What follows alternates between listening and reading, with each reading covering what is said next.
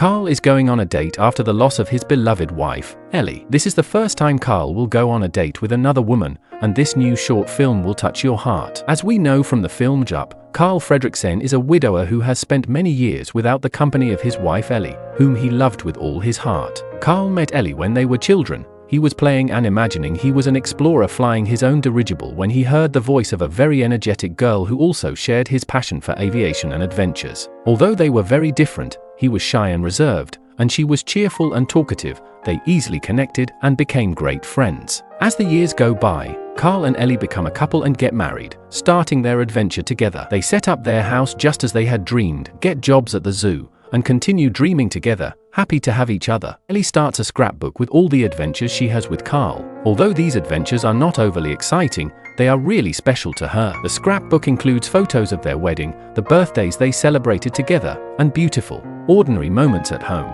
the laughs and walks they shared. Ellie's adventure book was filled with those moments that made her happy, moments lived with Carl. They had both dreamed and lived a life together, but Ellie's health deteriorates seriously. She adds one more photo to the adventure book and writes to Carl, "Thanks for the adventure, now go have a new one." Ellie passes away, leaving Carl with a huge hole in his heart. When we love someone deeply, our dreams, plans, and hopes for the future naturally intertwine with that person. We imagine our life together with them and cannot conceive a future without that special person. But life often surprises us. Whether through loss or breakup, we find ourselves facing a present we never expected, a present without that person we loved so much. It's heartbreaking and confusing, especially because a significant part of our identity was intertwined with that person. Now, we must find a way to face this reality, even though we would never have chosen it. Given this, Ellie's words encouraging her husband to go on a new adventure become something very difficult to fulfill. The future he once joyfully imagined alongside her now feels empty and directionless. This is because Carl, besides grieving the loss of his life partner, is also experiencing the loss of their shared dreams and the life plan they had built together.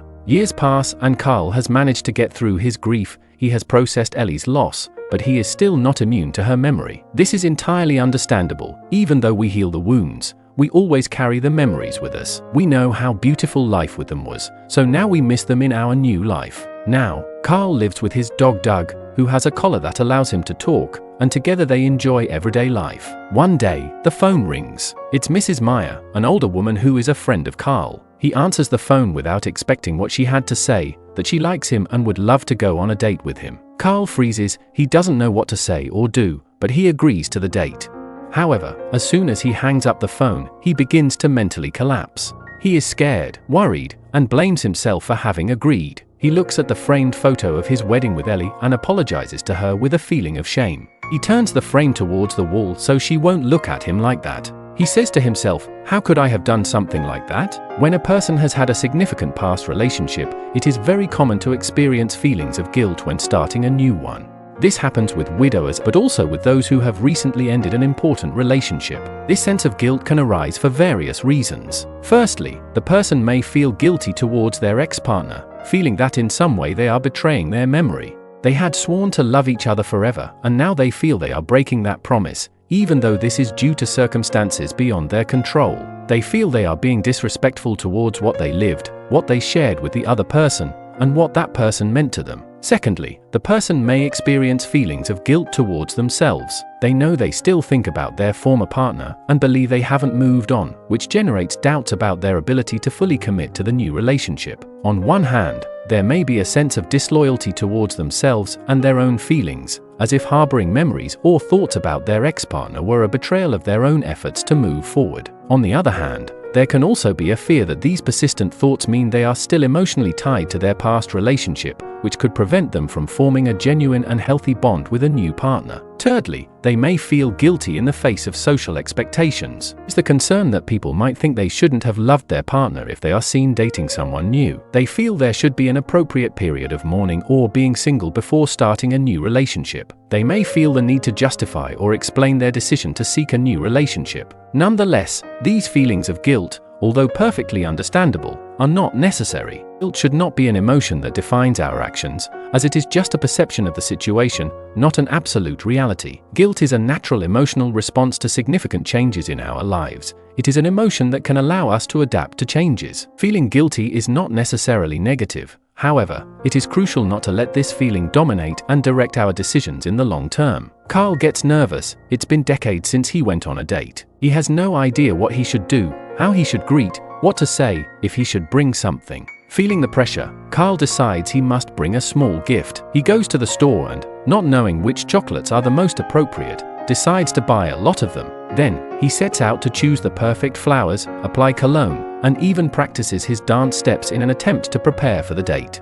Carl involves his dog Doug in his rehearsals, practicing how to start a casual conversation and talk about topics like the weather, the economy, and even rehearsing some jokes. Returning to the dating world after a breakup can be overwhelming for many reasons. You don't know what to expect from the other person. Memories of the other person start to invade your thoughts. You are used to a former partner and their dynamics, and also insecurity about how your personality traits, interests, and your past love life will be perceived can cause anxiety. After a breakup, we find ourselves in a process of personal rediscovery. We are faced with the task of untangling our identity from that of our ex-partner and rebuilding ourselves as independent individuals, which is quite a challenging but extremely important task. After several hours of preparation, Carl comes down with Doug. But to the dog's surprise, Carl looks different. He has dyed his hair in an effort to look younger and make a good impression, deciding to adopt a radical change. Doug looks at him and doesn't recognize him. Faced with this, Carl feels uncomfortable. He is definitely out of his comfort zone. With this, he decides he will cancel the date. The nerves get the best of him, and he picks up the phone to call Mrs. Meyer and cancel. But Doug stops him. He takes the phone away and gives him a piece of advice. You are going to act like a dog, not like a human. You are going to bring her a toy, and when you see her, you say, I just met you and I already like you . That advice Doug gives him is quite interesting. Often, before a date, we complicate ourselves too much thinking about what to say and how to act. But there is much we can learn from the simplicity of dogs. They tend to be naturally friendly, affectionate, and do not usually hesitate to show when they like someone. They don't usually adopt a defensive attitude or worry excessively about what comes next. On the contrary, they tend to simply enjoy the company of the other person. Although it seems funny, it seems like good advice. Be friendly, attentive, act naturally, and be present in the moment. Carl sighs and thanks his faithful friend. He fixes his hair and finally, the time for his date arrives. At the door, he says, I'm ready. I think I have everything. But his posture and tone of voice reveal that this is a very difficult moment for him. Carl, like many others, always envisioned his life with only one person, his Ellie. But life had other plans for him. Although he has already gone through his healing process and integrated this loss into his being, as we saw in the film Jup, it is still hard for him to face this new reality. He is going on a date with a woman who is not Ellie. It is a strong moment for him. Carl looks at the door, doubtful. Doug watches him and knows perfectly well what to do. He takes his own leash and offers it to Carl, saying, I'll go with you. Carl smiles at his friend's support, but before leaving, he has one more thing to do. He takes the photo of Ellie in his hands and talks to his wife. He says, I hope you don't mind, Ellie. I think this is a new kind of adventure for both of us. I promise I'll be back by 10-11 at the latest. Doug is my chaperone. He won't let me flirt with anyone. And remember, you'll always be my girl. He kisses the photo and heads towards this new stage of his life. He carries a simple but beautiful flower to give to Mrs. Meyer. When we lose someone, whether through loss or a breakup, and want to move forward, we have to understand that it is possible to love and miss our former partner while also having space to be happy and involved with someone else. We are complex beings who can experience contradictory emotions. It is possible to love and grieve at the same time. Seeking a new relationship doesn't have to succumb to guilt. It is important to understand that it is possible to find happiness in a new relationship, even if you still harbor feelings and memories of an ex-partner. Keeping someone who was important in your life in your heart doesn't exclude the ability to love another person. Each person is unique and will occupy a unique place in your life. Instead of seeing a new relationship as a replacement or a continuation of the previous one, it might be more accurate to consider it as a new independent experience. It is also understandable that feelings of guilt arise due to social expectations, but it is important to remember that family and friends will always have their own opinions about your relationships, regardless of your decisions. Perhaps what truly matters is how you feel and whether this new relationship brings you happiness and well-being.